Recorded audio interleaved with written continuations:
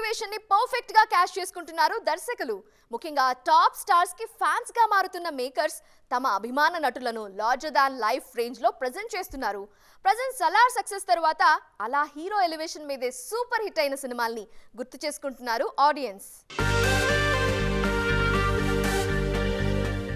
సలార్ సినిమాలో Prabhas elevation next లెవెల్లో ఉండడంతో డార్లింగ్ అభిమానులు ఫుల్ హ్యాపీగా ఉన్నారు.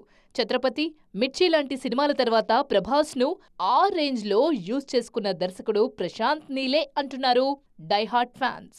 రీసెంట్ బ్లాక్ బస్టర్ జైలర్ కూడా కేవలం హీరో ఎలివేషన్ మీదే సక్సెస్ అయింది. రజనీని ఓల్డ్ ఏజ్ లుక్ లో చూపిస్తూనే మాస్ హీరోగా ప్రెజెంట్ చేశారు దర్శకుడు నెల్సన్ దిలీప్. ఈ సినిమాతో రజనీ బౌన్స్ బ్యాక్ అవ్వడమే కాదు, యూనివర్సల్ స్టార్ కమల్ హాసన్ కూడా యాక్టింగ్ తో పాటు ఎలివేషన్స్ మీద దృష్టి పెట్టారు. రీసెంట్ బ్లాక్ బస్టర్ విక్రమ్ లో హీరోయిజాన్ని పీక్స్ లో చూపించిన కమల్ నెక్స్ట్ మణిరత్నం దర్శకత్వంలో తెరకెక్కబోయే తగ్ లైఫ్ సినిమాలోనూ అదే టెంపోను మెయింటైన్ చేస్తున్నారు.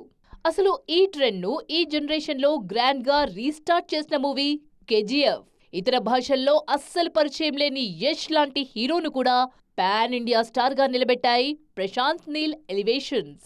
అందుకే అప్కమింగ్ సినిమాల్లోనూ ఇదే ఫార్ములాని కంటిన్యూ చేసే ఆలోచనలో ఉన్నారు మేకర్స్.